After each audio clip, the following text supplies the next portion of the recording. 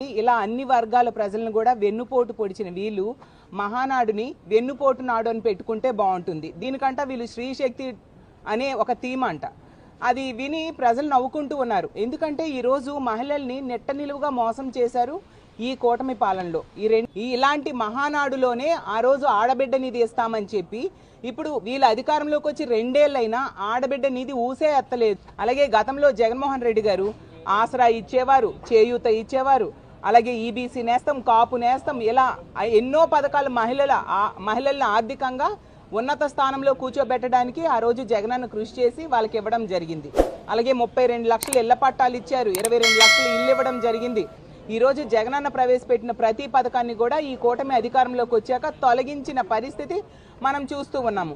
ఆ రోజు జగన్మోహన్ రెడ్డి గారు మహిళల రక్షణ కోసం దేశాన్ని గొప్ప వ్యవస్థను తీసుకొస్తే వీళ్ళు 2 ఏళ్ళు అయింది ఆ దేశ వ్యవస్థను నిర్వీర్యం చేసేశారు.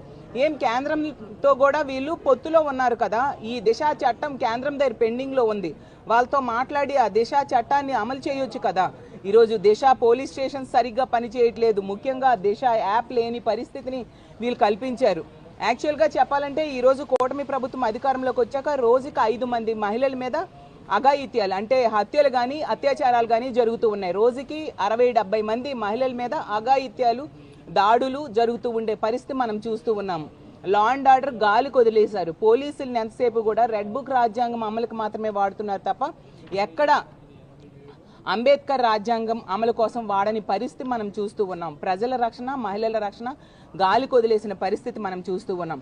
ఇప్పుడేమో కొత్తగా మహానాడులో చెప్తున్నారు 33% రిజర్వేషన్ ఇస్తాము అని చెప్పి. అసలు ఏదో కేంద్రం వాళ్ళు చేస్తామంటున్నారు కాబట్టి ఏదో కాపీ కొట్టడానికి చెప్తున్నట్టుగా లోకేష్ గారు చెప్తున్నారు.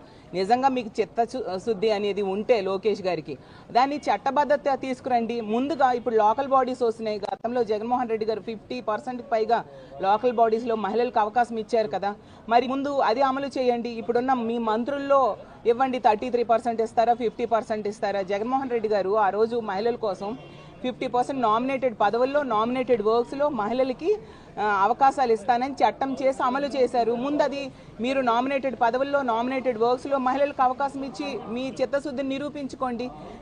ఈరోజు విద్యార్థులు వాళ్ళ సర్టిఫికేట్స్ కోసం వెళ్ళేసరికి ఫీజులు, గవర్నమెంట్ ఫీజు రియంబర్స్మెంట్ సరిగ్గా విడుదల చేయకపోవడం వలన ఆ విద్యార్థుల తల్లిదండ్రులు అప్పులు చేసి సర్టిఫికేట్స్ కోసం వాళ్ళు ఫీజులు కట్టాల్సిన పరిస్థితి మనం చూస్తూ ఉన్నాం. అలాగే ఈరోజు తీసుకుంటే ఆరోగ్య వ్యవస్థను కూడా నిర్వీర్యం చేసేసిన పరిస్థితిని మనం చూస్తూ ఉన్నాం. సో అన్ని రకాలుగా ఈ 2 ఏళ్ల పాలనలో పూర్తిగా చంద్రబాబు నాయుడు గారి కూటమి పాలన వైఫల్యం చెందింది.